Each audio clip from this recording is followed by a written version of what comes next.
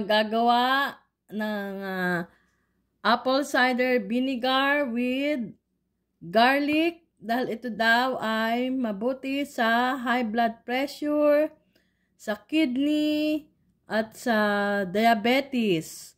Ating ibababad ang garlic sa apple cider vinegar. Atin munang aalsin ng balat ang garlic.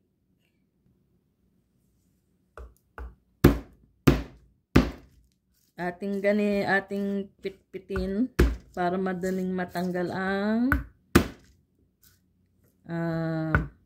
balat. Pukpukin natin ng ganito para madaling matanggal ang balat ng vinegar.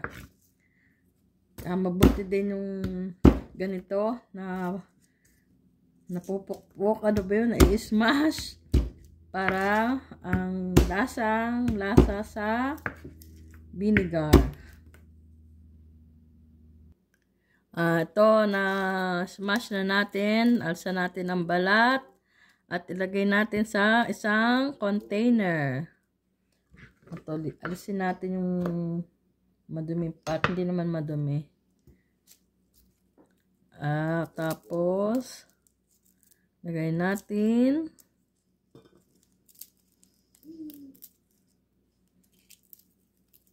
ang binalatan natin na garlic or bawang.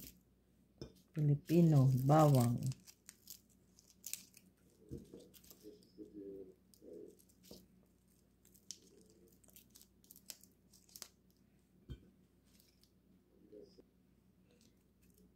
Igagawa natin ng apple cider with garlic ang aking asawa at yon ay diabetic at may problem din sa kanyang blood pressure.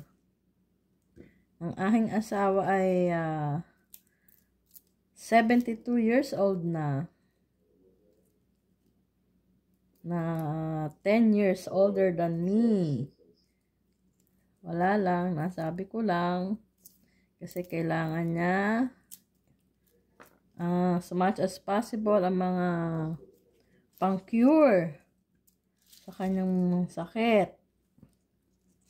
Atin siyang tutulungan. Hindi pa pala ito na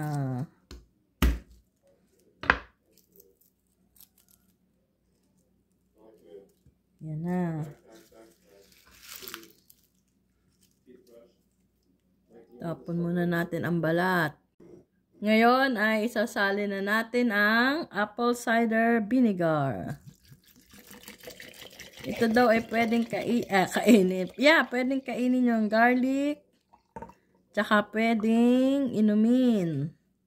So, lalagay muna natin for one day sa refrigerator. Sasara na natin to. I have a cute little picture. Ito, lalagay muna natin siya sa ref.